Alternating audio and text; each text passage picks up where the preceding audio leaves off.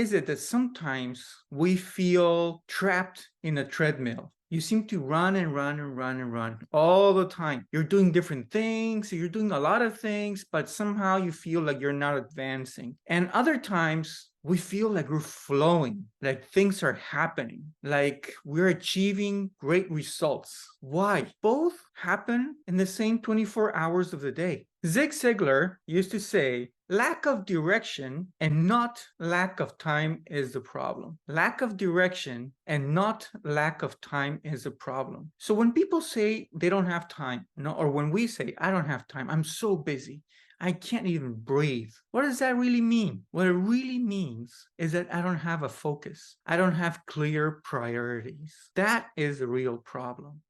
Jack of all trades, master of none. If we treat all our activities with the same level of attention, if we assign the same importance to all our tasks, then our energy gets diluted. We need to differentiate them according to the level of importance. So, for example, if we have to write a very important report, and at the same time, we're looking into our social media or letting people interrupt us or checking our phone or checking our email, of course, that very important report will take a very long time and might not get done on time. So not all activities, not all tasks are created equal. We have to internalize that and realize that we have to differentiate them according to priorities. We have to have 3 or 4 priorities according to which we organize all our tasks.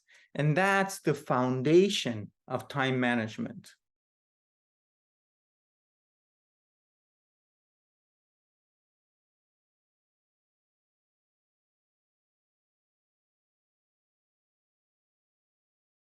And the challenge is to build a time management system around your life, not rigid, pretty flexible, but a system, a way of doing things that will allow us to attain clarity and sustain focus in our work. So how do you define those priorities? How do you identify those priorities? Usually a company has strategic plan, and it has its mission and its vision, and it has its values. All those things together, they form the strategic framework of the company. So usually you go through it and you think, okay, does this make sense or not? Because sometimes they're made in a bubble.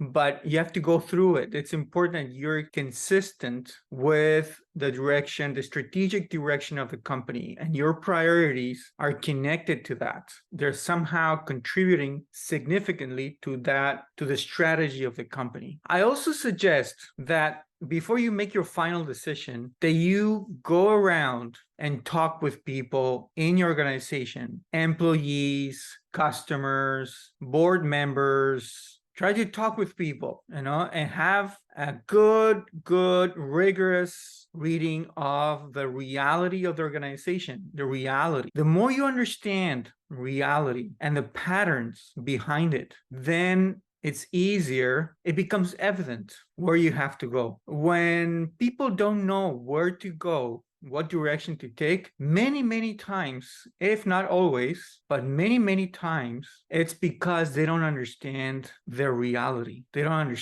truly understand, deeply understand their reality. Usually when you go deep and talk with people, you will realize, okay, what are the persistent problems? What are the opportunities? What are the root causes of the problem, of the challenges? What's the potential of this organization? And you can't really understand those things. You can't really see those opportunities and possibilities unless you talk with people and observe and see with your own eyes what's the reality of the organization. So once you have both of them, you have the strategic framework up there and the understanding of your reality, your deep understanding of your reality, it becomes evident the direction to take. And you will see that you will have more clarity or where you have to go. And always asking yourself, what does the organization need from me? What does this organization need from me? Or better even, what does society need from our organization? And what does my organization need from me? That perspective